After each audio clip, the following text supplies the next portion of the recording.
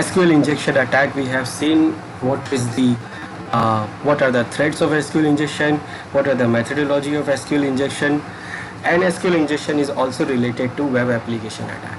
Web application is related to the web server attack. So web servers, web applications, all are like they are three things, but they are together, connected together, because the web application is installed on web servers, and web servers are used web application use the database services like SQL for a backend databases. So they are connected together. We have the web applications, then web servers, and on the web servers we have web applications, and in the web applications are connected to the database services. So all together they are joined. So whatever we do attacks on the web servers, and we do attacks on the SQL server. SQL servers attacks are mostly dependent on the attacks from the vulnerabilities from the web application. So if we have a vulnerability in web application, so that can be exploited, and it can be exploited to do the web servers these SQL attacks also. So for example, I will show you. For example, this is a Windows 10 machine. I will try to connect one site. So this is the site moviescope.com. Now here I will log in as this user.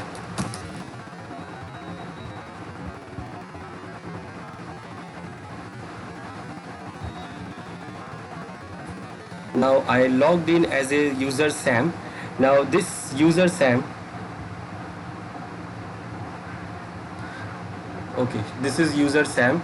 We can see it is saying welcome to Sam, welcome user Sam. I will check the profile for this user. Now here I can see the profile of this user itself. The ID for this user is 1, name, last name, email address, detail of the other details like date of birth, age, and all these things. Now if I see in the URL, I can see the ID here, ID 1. Now if suppose if I try to do the tampering here, it is called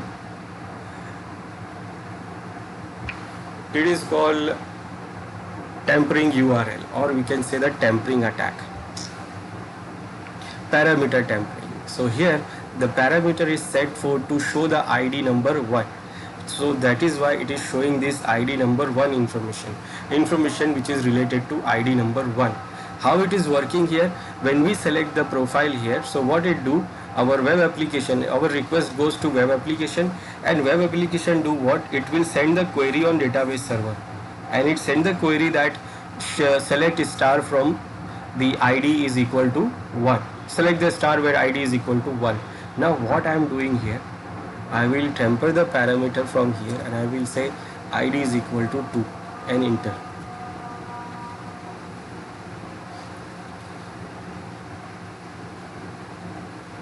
Now what I am seeing here, actually I logged in as a SAM user, but because I tempered the URL here, so my request goes to the database, and what it is showing here, now it is showing the information about ID number 2, and that is some John user, John Smith, and this is the email address, and this is the other detail. I have not logged in as that user. I have just added the parameters from the URL. So some site, if you see the parameters directly on the URL, so you can directly edit those you can temper the URL from there.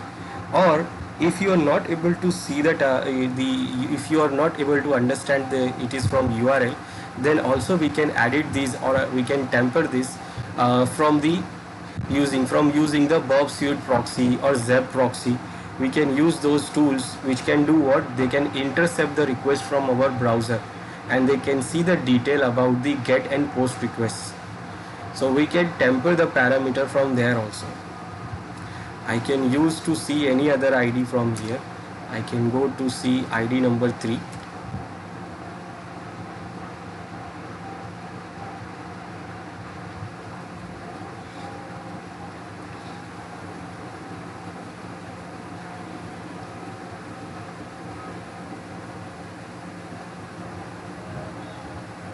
and now you can see it is showing ID number 3 here. It is showing the information about ID number 3. Still I have logged in as a different user. Now second, we can do the cross-site scripting attack.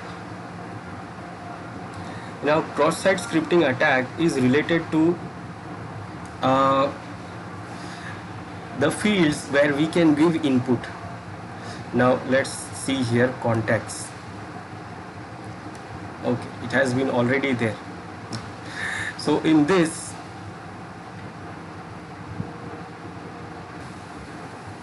so under this contact field, what we have here, we have option to add detail here, like it is like a feedback.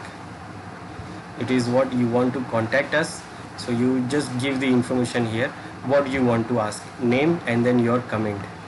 So what user can do, if this field is vulnerable to accept the malicious coding, so if it is accepting the invalid input, then what, it can be vulnerable for the cross-site scripting. So what I will do here, I will put any name here, and in the comment field, instead of adding the comment, I can add the script code here. Script, open, and then I can add any script. I am just adding what, alert window. So it will just pop up the window of alert and the message whatever I type here.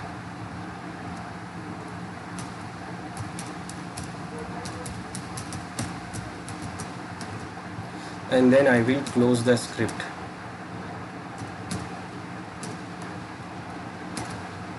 Now these are the scripting characters, like these colons, brackets and all that, the greater than symbols and brackets. So it is accepting these codes and uncodes. So it is accepting this kind of character, that means it is vulnerable. It should not accept these characters, it should be filtered. Now if I submit it, so you can see the window directly here. Now this is the site is already now defaced. Now anyone who logs into this site and comes to this page, now right now I logged in as a SAM, I will log out here and I will log in as a other user here.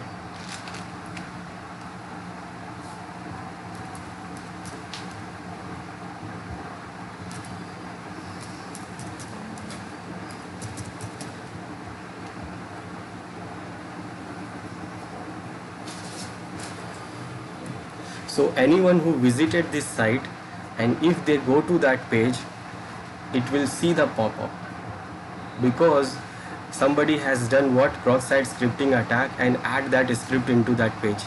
So when someone goes there, the pop-up comes here and you can see it is saying you are hacked. Now what that means, it is the original site, it is the valid site, but if this pop-up comes, so user can get confused and user can be redirected also.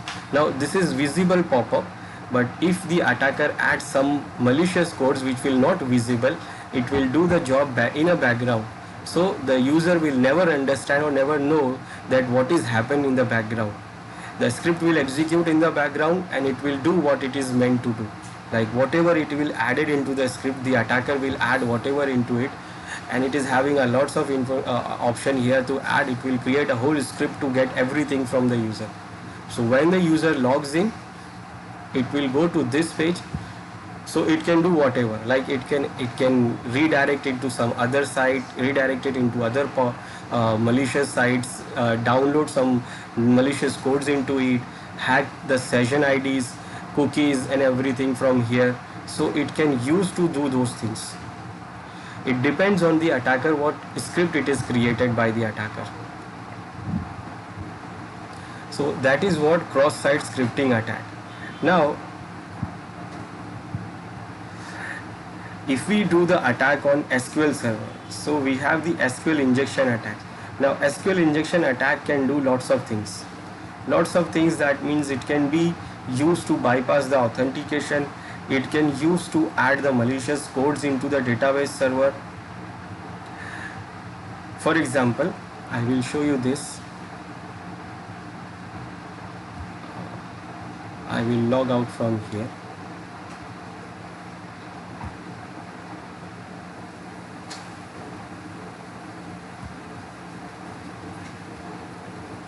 For example, I have this site, good shopping site. Now here, this site is vulnerable for SQL injection. Now there is an option to log in here.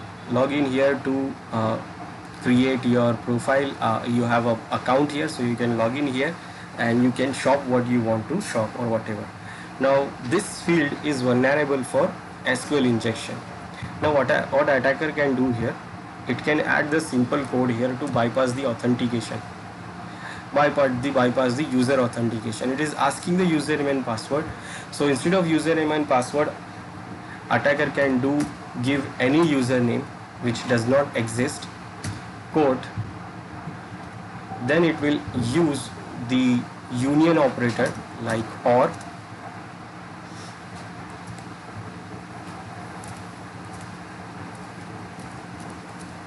and then it will use 1 is equal to 1 and then comment. Now what this do, it will add the username in the query, this query, when you press login, so query is going to be executed on the SQL server by the web application. This is the web application and it is going to execute the query into web application, the SQL server. Now it will add the query with this username what we give here. Now this username's name is not exist, it is adding one more operator here, or, so this one will not be successful. So what or it will do, or it will do 1 is equal to 1, and 1 is equal to 1 always be the true. And this comment means whatever you give here, whether you give the password or not, it is going to be ignored. So when attacker use this here, now what is happening here, attacker is logged into this site with the previous login. Actually it will logged in with the previous account. Last time whatever the user logged in, it will use with using that user account, it is going to log, and it is logged in here, and you can see it is already logged in without any authentication, bypassing the authentication mechanism here. In this user account there is 2 items there, this is the amount of that item, and it can go on to do whatever it wants to do with that user account. So what is happening here, this site is vulnerable for the SQL injection. It should not support, it should not accept those characters, those query characters, but it is accepting. It is happening because this application is vulnerable to invalid input, so it is accepting those things. So attacker can do what, it can use this to log into the site. Now not only logging into the site, attacker can do many things.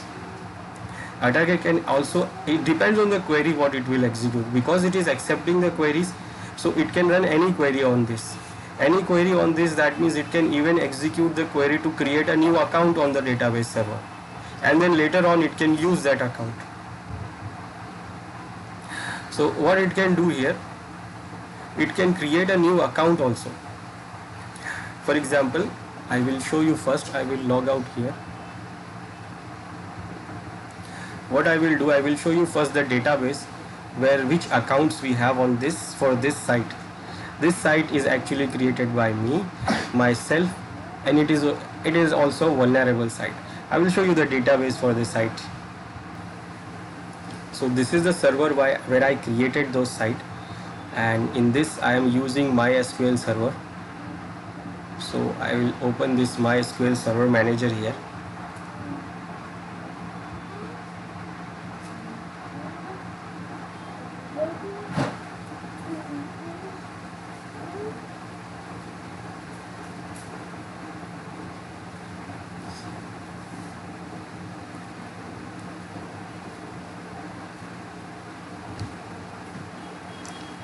Now here if you see databases I have, and in this is the site database, good shopping site, and in this we have different tables, and in that we have login table.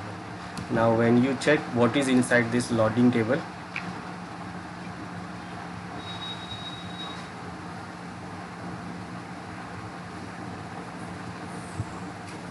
So actually we have only one account here, Smith, and the password for that account is Smith123. This is the only account we have for this site.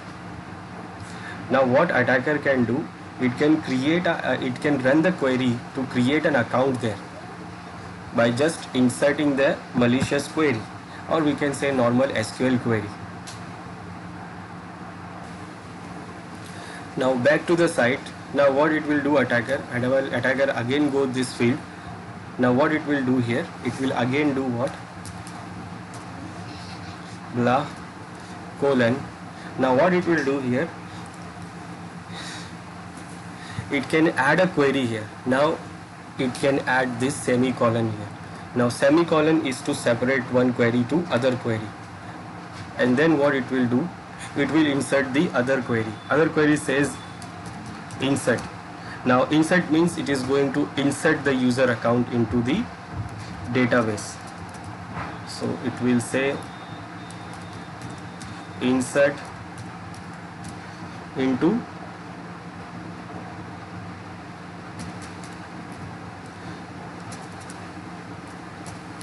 login. Now where the values will be,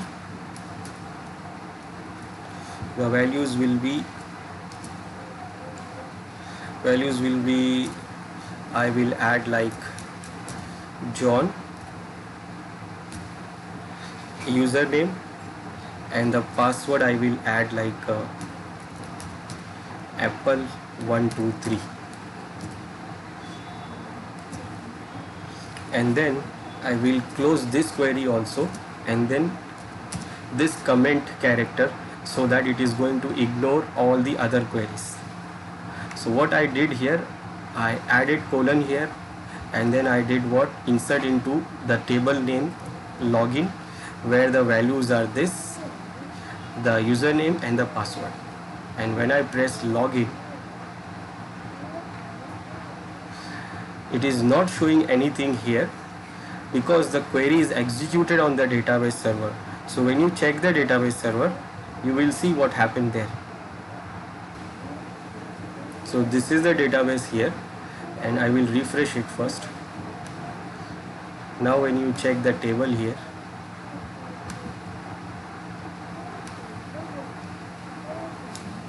and you can see now the new user is created here with the John and the password Apple123. It is happened because of the SQL query we executed there.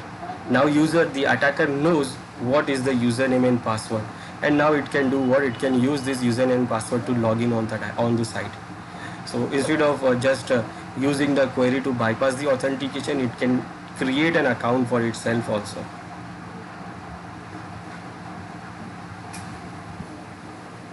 So now it will do what, it will use that user account.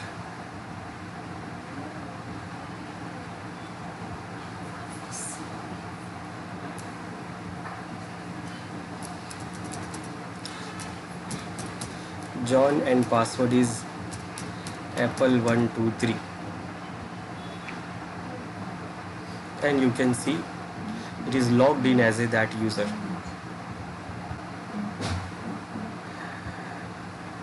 So attacker can do that to create an user in the in a database server by just running the query, and it can do more. That means it can do more things. It can do more thing by just running the queries.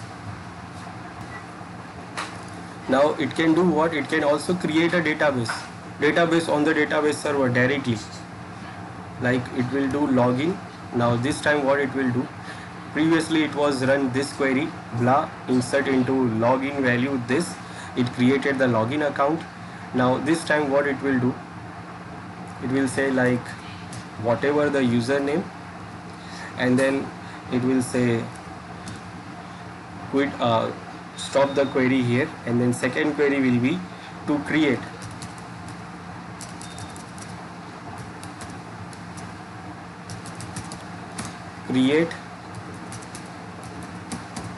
database and whatever the database name, like my database, and then close the query and quote. Now first let's check that this database is there on the server or not. Now on the server we have different databases, but that is the database which we are seeing, it is not there. My database, you can see these are the databases we have. Let us refresh it. Now we don't have the database name like my database here, but it is going to be created by that query. So when I execute this query, it will do what? It will create that database. So I'm going to run this. The result will not see here. The result will be a new database on the server. So on the server I will refresh this and I can see the database here, my database. So whatever, it depends on the query what the attacker is executing. It can do lots of things. Now one more thing it can do here, it can execute the command on this database server. This database, MySQL database, is installed on this server 1. So attacker can do what? It can run the command on this server itself from the database query. So from that client machine, attacker can run the command for this this operating system where this database server is installed. So how it will do? It can do this by running a query. Now for this there is an option there in the MySQL server also. It is XP_CMD shell. If that feature is enabled in the MySQL server, Microsoft SQL server, then what happens? It can run the commands on that particular server where the database services are installed. So let's see that. So now attacker will say, okay, let me try that also, whether it is successful or not. So this time attacker will do what? It will run blah, which is going to be ignored, and then it will do what? It will close this query here, and this time it is going to run exe command. Now this exe command is to execute commands on this server, and it is going to use the master ... and it will mention that option XP_CMD shell, and with the help of this quote whatever the command it wants to run. Now I'm just wanted to run the command ping here. I'm just going to run the ping command, and I'm going to run the ping command, and I'm going to ping some other machine. So I'm going to ping this machine.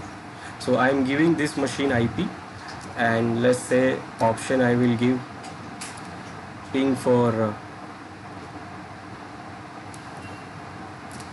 the packet size 30,000, and I wanted to do ping continuously, so I'm adding -t. So it is going to ping continuously. Then close the quote, and then close the query, and then what I will give? Comment character, so ignoring the comment. Now what this command will do? It will execute the command ping, and it will try to ping this IP, and it will do it continuously because I am adding T option. Now this is just to see, this is what just I want to show you that it is going to execute it. You can run, the attacker can run any command. It can run any command on that operating system. Let's see what happens here.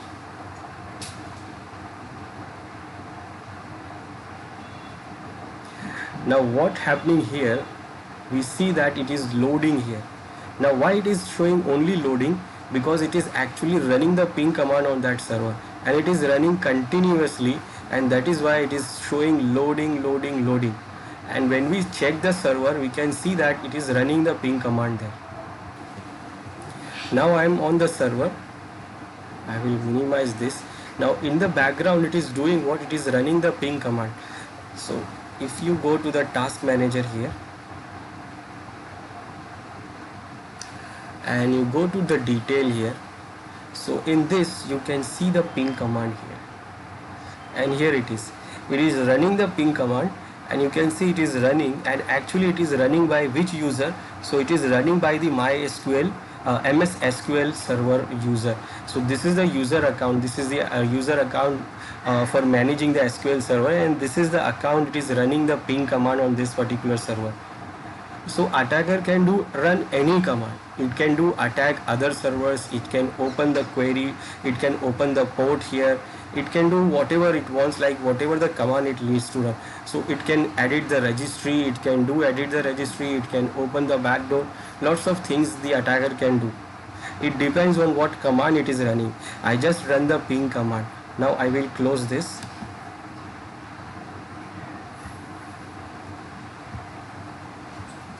Now when we go back to the server, browser, then we will see that it is not loading now. And now we can see it is now not loading here, because the command is executed and finished. So if attacker adds a command there, so it can execute, and whatever it is meant to be, it will do that job, and then what? It will stop. So attacker can do that. Now for running a complex queries, now this is what the simple queries we have. Now to run the complex queries we are not that expert of those SQL servers or SQL database query languages. So maybe attacker is not that expert on that query languages. So what attacker can do, it can use the tools for design those specific queries, or the complex queries or advanced queries. It is not have to be the expert of that, but there are some tools available which we can use to do this. So those tools can do it for the attacker, and it can execute those complex queries on the server. Let's see that. Now on the Kali Linux, I will have a tool called SQL Map. That SQL Map is a command line tool which we can use to do the complex or advanced SQL queries. Now first what I will do, I will open the Firefox browser here, and I will try to log in with an account. Maybe I am having an account on that site, so I am using that account to log into the site first, so that I can get the cookie, and that cookie I will going to use it with the SQL Map command. So first I will log in with that movie scope. I am going to log in.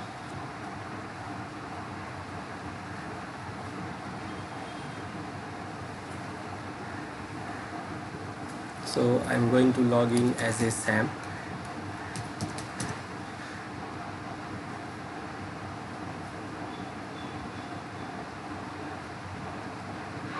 Okay, I logged in as this Sam user here.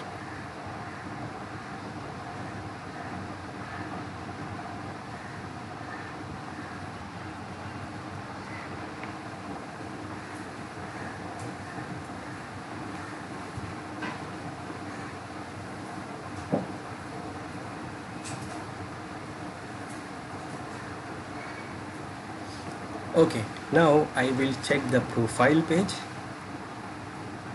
Now this is the profile page here. Now what I need here, I need two things. I need this URL, and then next thing what I need is the cookie for this user. To get the cookie, I will do what? I will right click here, and I will say inspect the element. I will click on inspect element. So it opens the thing here.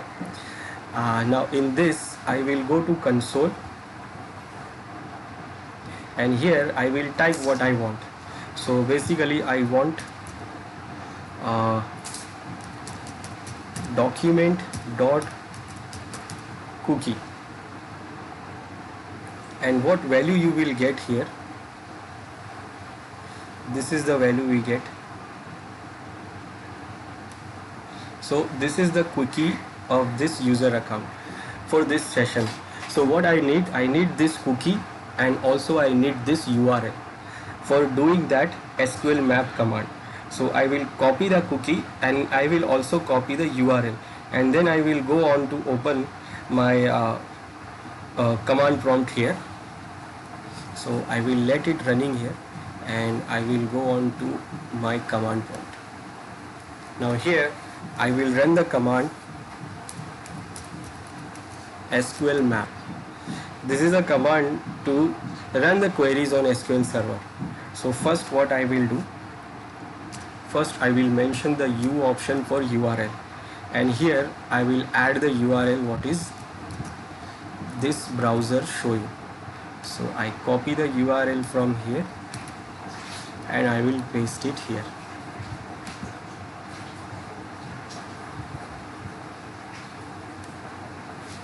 Oops.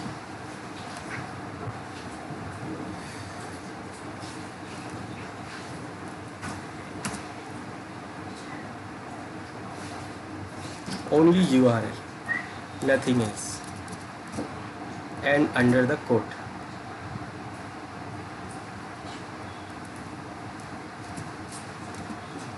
So this is the URL, and then I will add the cookie here. For that I will give command --, cookie is equal to, and here I am going to paste the cookie. So cookie what I am getting from here,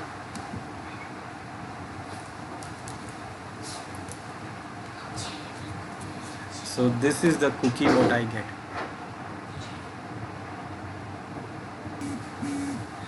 So I added what? I added the URL, and on that URL I'm adding the cookie of that user.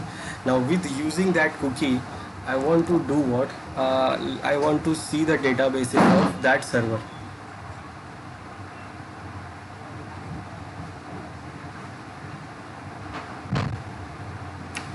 So I will run the command, I will run the option here,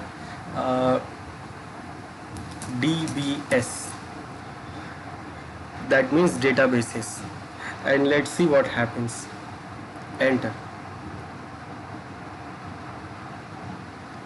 Now what it is doing here, it is actually this SQL map is doing the automatic query, and it is generating the query one by one, and to get the information about the databases available on that database server. Not only for the particular site, it is going to get the database for other servers also. Now you can see here, these are the databases we have available on that server, that MySQL server, Microsoft SQL server. One of them is the database for this particular site, and the other databases also we have. We have the other database called Good Shopping. Also we have this database. So it is showing all the other databases also here. Now how it is doing here, it is actually doing what? By crafting the different queries. By crafting the different queries, it is not showing here, it is running in a background. It is using these union query, time based blind, then it is using staked query, it is using boolean based blind query. So it is running all those queries and try to get the information from the database server, and that is what the information it gets. Now because it is getting successful, what attacker can do? Attacker can do more information. It can try to get more information from there. Now it knows the database name. It knows the database name is exactly this movie scope. Now what it can do? It can try to get the tables also. Like what are the tables in this database server? In the database. So for that, what it will do?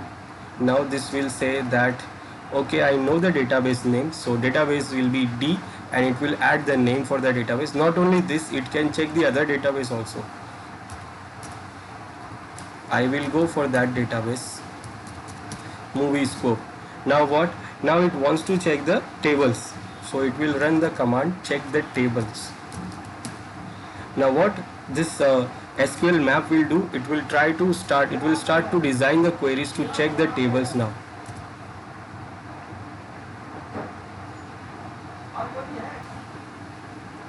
Now what we get here is the database of this the tables of that particular database. There is a table called comments, movie details, officials, order details, order, user login, user profile, table contacts. So it is getting that information. Now what attacker can do now, it knows the database now. So what it can do now, it can try to get more information. Like it will try to get the database, the table information, like what is the information in the tables. For example, let's say, so now it will try to see what is inside this particular table. Now what is the interesting table I can see? I can go for this user login. In that I can see the other users password and also a username and password maybe. So let's see that. So what attacker will do this time, it knows the database name and now it knows the table name also. So what it will do here, it will add -t here for tables, and then it will add the name of the table which it wants to see. So table name is user underscore login, and what it wants to see here is the columns. Like it in the tables we have columns, so it wants to see the information about columns. So it will say hyphen columns, and then it will say enter. Okay, now what it get here, it get the information about the table, that in the table it has these columns. The columns are for the administrator bit, like whether the user is administrator or not. Then the column is for the password, the column is for the UID, and the column is for the uname. So username will be in this column, user passwords will be in this column, and whether the user is admin or not, it will be under this column. So it knows now, attacker knows now that what are the columns in this table. So now attacker knows that what is the interesting information, in which column we have the interesting information. So what it can do here, now attacker can dump the whole table here. So it can dump the whole table so that it can see what is interesting here, because it knows now that in this table we have the username and password. Now it can go for the information of that table. So it can do what? It can run, instead of the column, it will say dump the table. It will say dump. Now dump means what? It is going to be show you, it is going to show what is inside the table. And here it is, what we see here is this, the UID, username, password, and that is it admin or not. So we can see that all the users what we have in that table, what are the passwords of that users, and what is the UID, and whether the users are admin or not. So basically what we are seeing here is the whole table information. So now attacker knows that these are the usernames are there. So it can try this, it can try to log in with these users, because it knows the username and password, so it can try this. I will open one more browser and I will go for the one more tab, movie scope, and I will try to use one of the account. For example, I get Steve and the password is password, and you can see attacker can log in because it knows the username and password.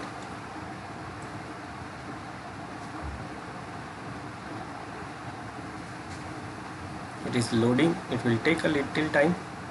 So it can use that username and password, and here it is logged in as a Steve user.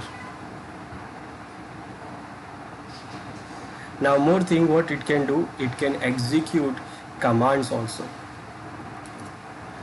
So it can execute the command also on that particular command shell, and for that attacker can use that xp_cmd shell option. So what it can do here, it can use the same command. Now here what it do, it wants to run the command here. So what it will do here, it will remove all these things. Now no database, nothing, attacker just want to run the command there. So attacker will say --os, and hyphen shell. The rest of the thing will be done by this SQL map tool, and it will execute the queries to get the command shell for that from that like a database server. Now when I press enter here,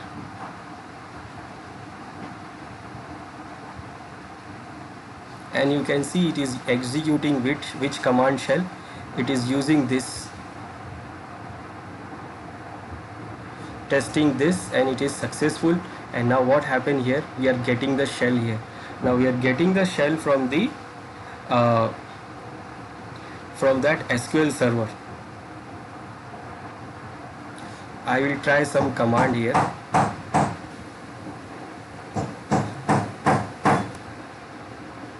So I will try host name here.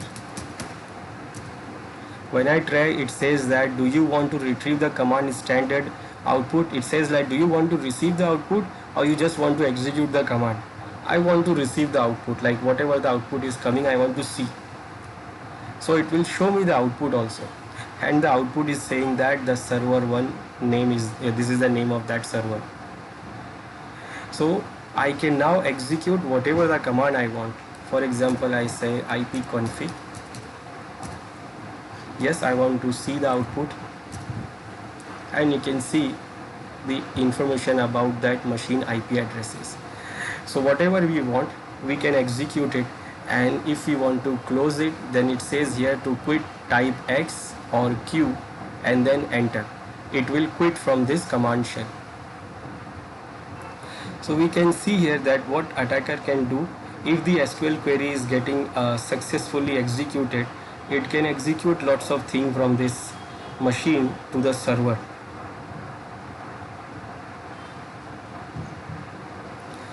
To the server itself. Now for quitting it, I will press Q and enter, and it says yes. I will say yes, and now I have quit from the SQL map command.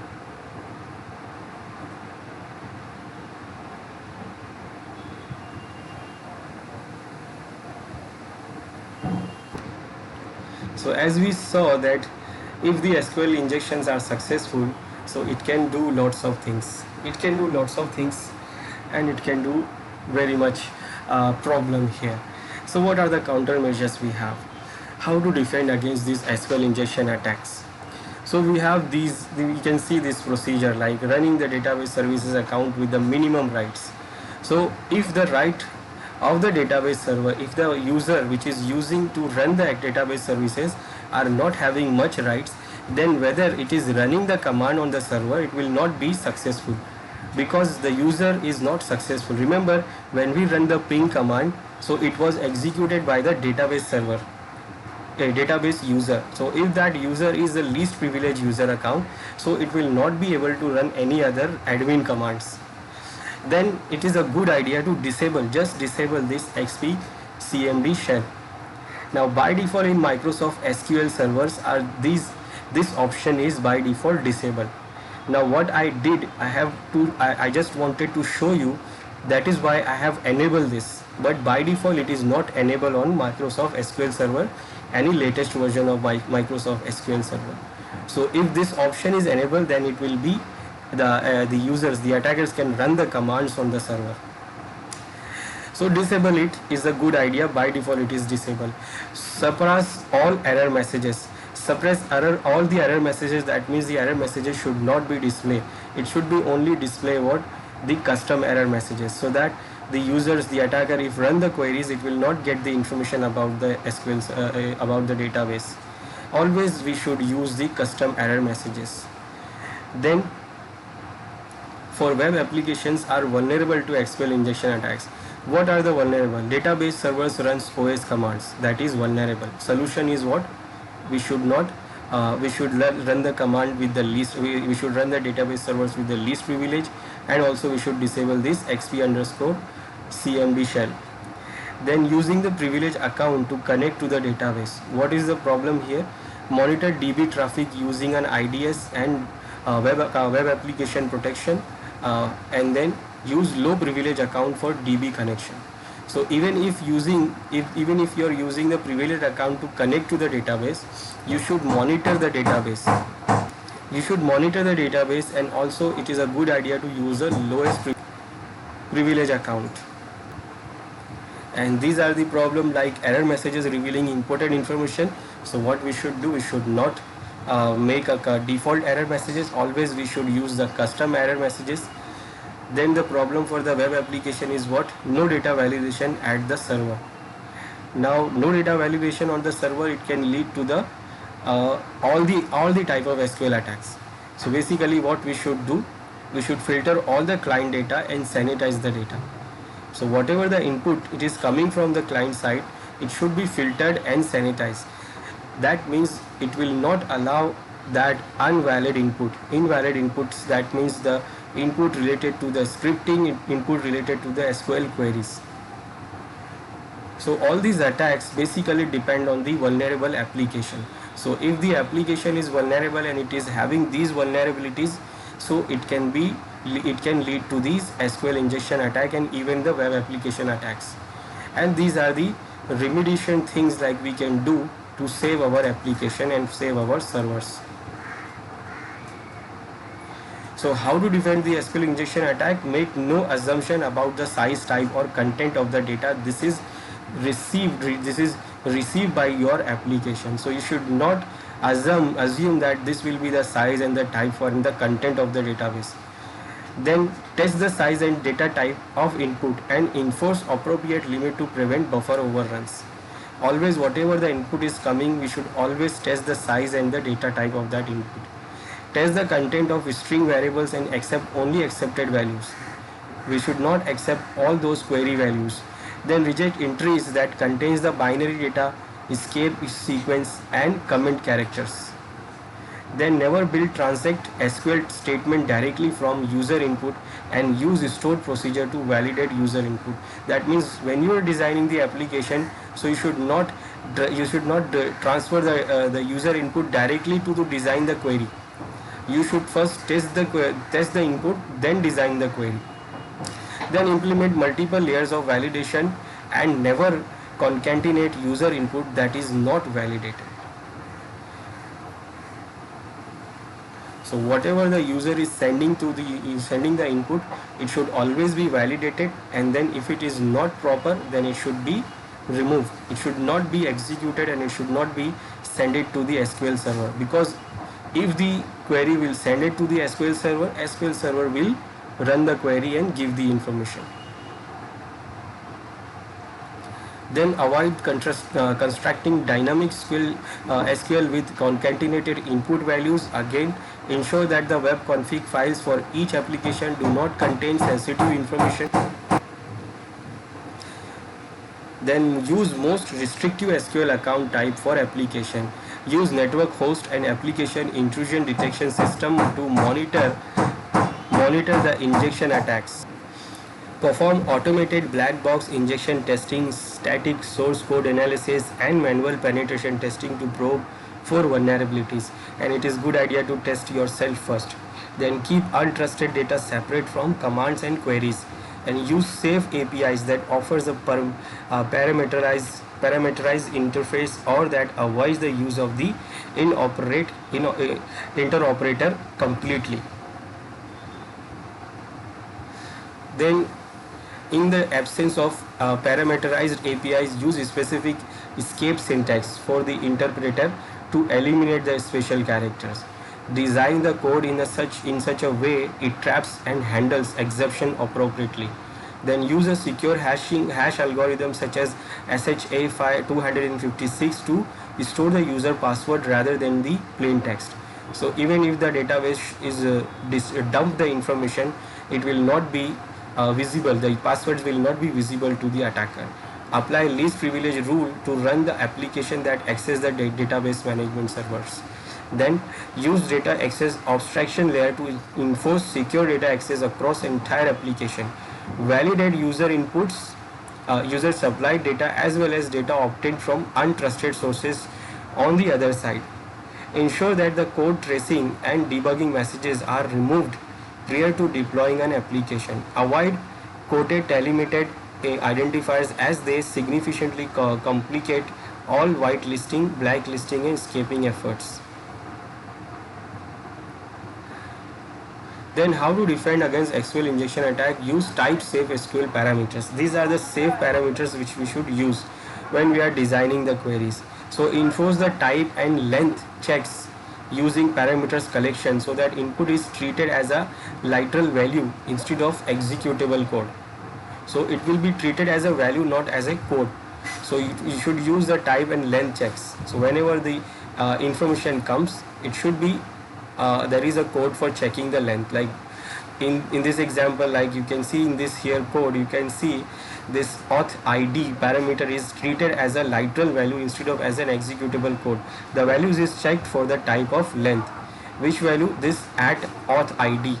Here if you see this auth id, and it is taking as a character 11, and then it is giving the parameter value as a login text.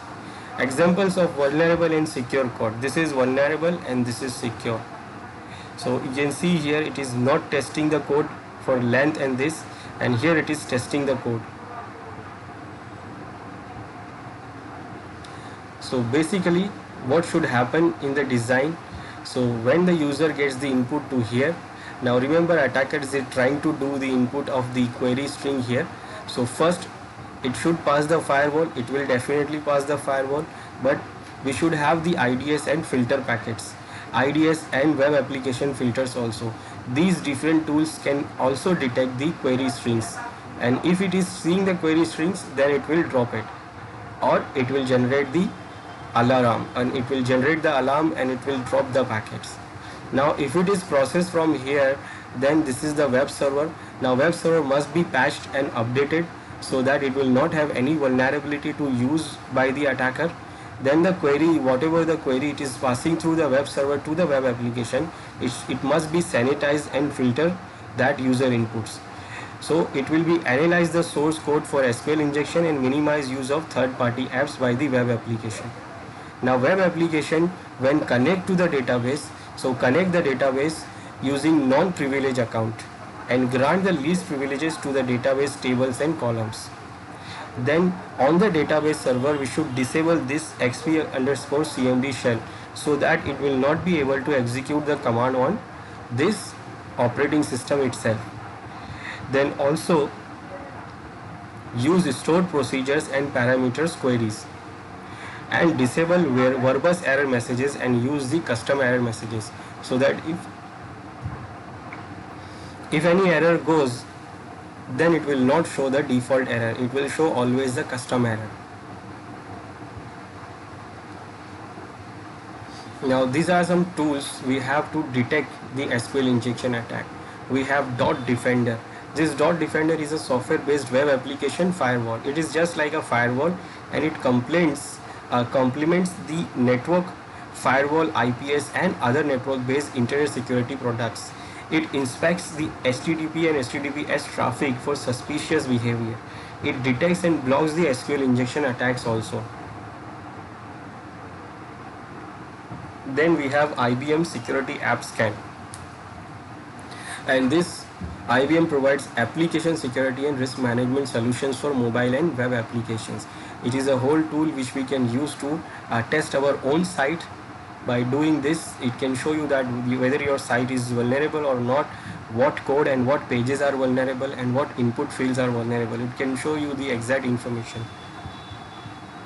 Then we have Web Cruiser also.